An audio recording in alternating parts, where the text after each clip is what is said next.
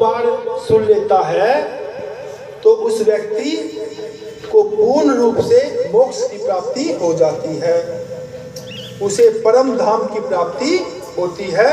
और जब तक वह व्यक्ति जीवित है, यदि उसका किसी तरह से राजा से कोई शत्रुता हो जाए, यदि कोई बहुत बड़ी बीमारी आ जाए या कहीं पर अकाल पड़ जाए, कहीं पर दंगे हो जाए, तो ऐसी अवस्था में श्रीमद् देवी भागवत की कथा सुनने से इन सब से मुक्ति मिल जाती है। श्रीमद् देवी भागवत कथा को सुन करके जो व्यक्ति है वो परम पद का अधिकारी हो जाता है। ब्राह्मणों के लिए तो एकमात्र धन यही कहा गया है कि वो वेदों का अध्ययन करे, वो भगवान की स्तुति करे, आराधना करे, पूजा करे। और जो गायत्री है उसे सबसे बड़ा देवता देवी माना गया है।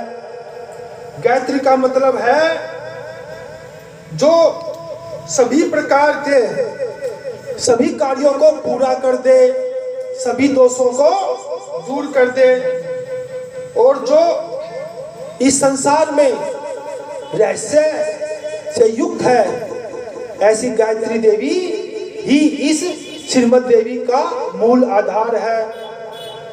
जगदम्बा माता, श्री लक्ष्मी, महाकाली, महासरस्वती, ये सभी जो देवी है उसी के रूप है। कहीं कहीं पर जो हमें विभिन्न देवियों के वर्णन प्राप्त होते हैं, उन सब का जो मूल आधार है वो देवी है, सच्चिदानंद है।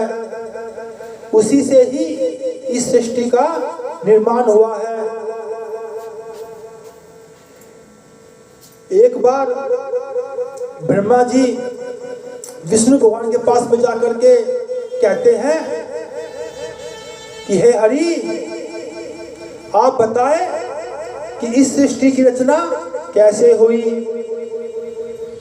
यह सृष्टि कहां से आई, इसकी उत्पत्ति कैसे हुई। भगवान विष्णु कहते हैं, हे ब्रह्म देवता, इस संसार में सभी आपको सृष्टि का रचयिता मानते हैं और मुझे अर्थात विष्णु को इस सृष्टि का संचालन करता मानते हैं, और जो शिव शंकर है उसे इस सृष्टि का संहार करने वाला माना जाता है।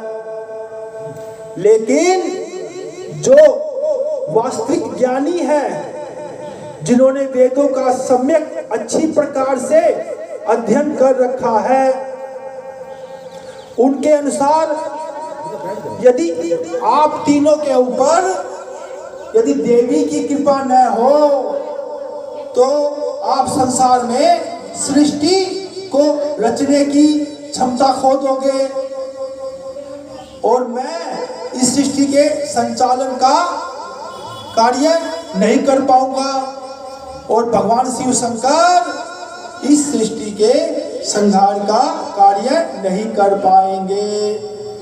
हम तीनों से भी बड़ी संसार में इन तीनों को ही सृष्टि का निर्माता माना जाता है। लेकिन भगवान हरि कहते हैं कि हम तीनों से बड़ी भी एक शक्ति है जो कि देवी रूप में है, सच्चिदानंदमयी है, आनंद स्वरूपा है, जिसके द्वारा हम सबको भी, हम तीनों को भी, ब्रह्मा, विष्णु और महेश, इन तीनों को भी यह कार्य करने की जिम्मेदारी मिली है। तो जो कहा जाता है कि सृष्टि का जो मूल आधार क्या है, सृष्टि का जो मूल आधार है वो देवी शक्ति है, आदि शक्ति है, आदि भवानी। भगवान ब्रह्मा, विष्णु, महेश भी इसी शक्ति से उत्पन्न हुए हैं, इसी शक्ति की आराधना करते हैं। जब जब भी देवताओं पर कोई संकट आता है तब तब माता ने ही इन देवताओं की रक्षा की है। ऐसी आनंदमयी सच्चिदानंदमयी माँ भवानी शक्ति की हम सभी यहाँ पर नमस्कार करते हैं और सभी माता का 2 मिनट 5 मिनट ध्यान लगाते हैं। सभी हाथ जोड़ ले। भगवान जो विभिन्न देवता हैं वो माता के ऊपर पुष्प वर्षा कर रहे हैं। ओम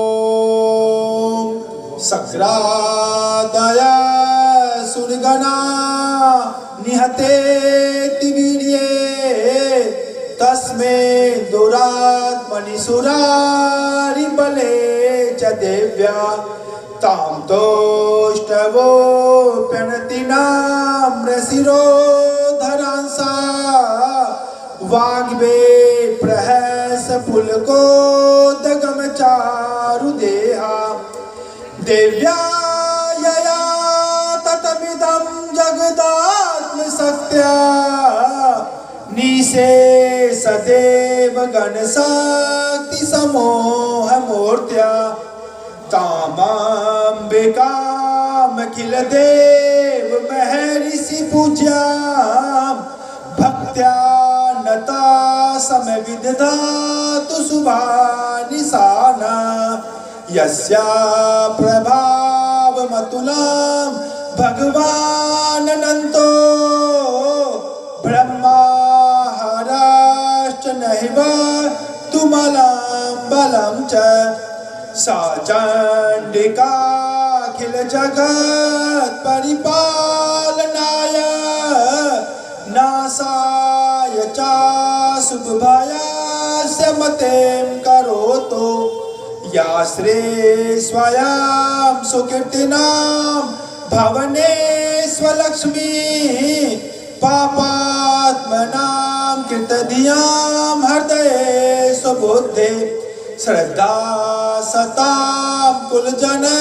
प्रभवस्य लज्जा तां त्वां नतास्म परिपालय देवी विश्वं किं वर्णयाम तव रूपं चेन्तमेतत् किं चाति वीर्यं चकारी भोरे किं चाहवे सुचरितानि तवाद्भुतानि सर्वेषु देव्यसुरदेव गणाधिकेषु।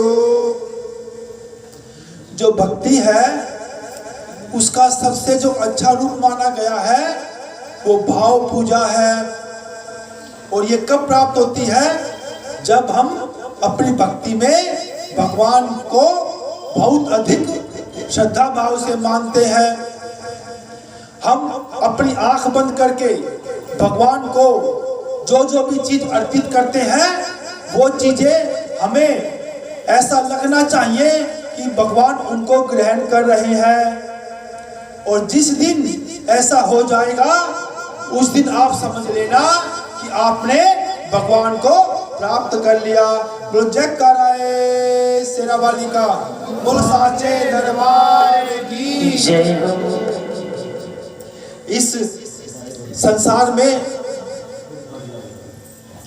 बहुत अधिक भेड़चाल होती है।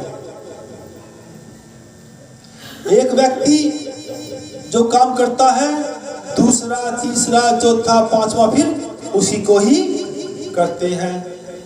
एक बहुत ही अच्छा प्रसंग है। एक भिखारी था, वह भिक्षा मांग करके अपना गुजारा करता था और ऐसा करके उसने बहुत सारा धन जोड़ लिया। उसने सोचा कि मैं काशी में जा करके गंगा स्नान कर आता हूं। वो अपने धन को एक पात्र में, लोटा जैसा कोई पात्र में बांध करके अपने साथ में ले जाता है। जब वो गंगा के किनारे जाता है तो वो सोचता है कि यदि मैं अपने इस पात्र को रख करके नहाने जाऊंगा तो मेरा कोई पात्र को कोई चुरा लेगा, और यदि अंदर लेके जाऊंगा तो पानी के अंदर ये मेरे जो धन है वो नष्ट हो जाएगा, ये पानी के अंदर बह जाएगा। और किसी को दे के जाऊंगा तो मुझे वो, यदि मैं बाहर आता हूं वो नहीं मिला तो मेरा धन मुझे कैसे मिलेगा। वो सोचता है कि मैं नदी के किनारे इसको दबा देता हूं। फिर वो सोचता है, बुद्धिमान था वो सोचता है कि जब मैं बाहर आऊंगा तो मुझे यह कैसे याद रहेगा कि मैंने कहां पर अपना धन दबाया है। तब वह सोचता है कि जहां पर मैं अपना धन दबाऊंगा वहां पर एक बालू रेत का शिवलिंग बना देता हूं, जिससे कि जब मैं वापिस आऊंगा तो मुझे पता चल जाएगा कि मैंने अपना धन कहां पर दबाया है। वह अपना धन दबा देता है और उसके ऊपर बालू रेत से एक शिवलिंग का निर्माण कर देता है और गंगा में स्नान करने के लिए चला जाता है। कुछ समय के पश्चात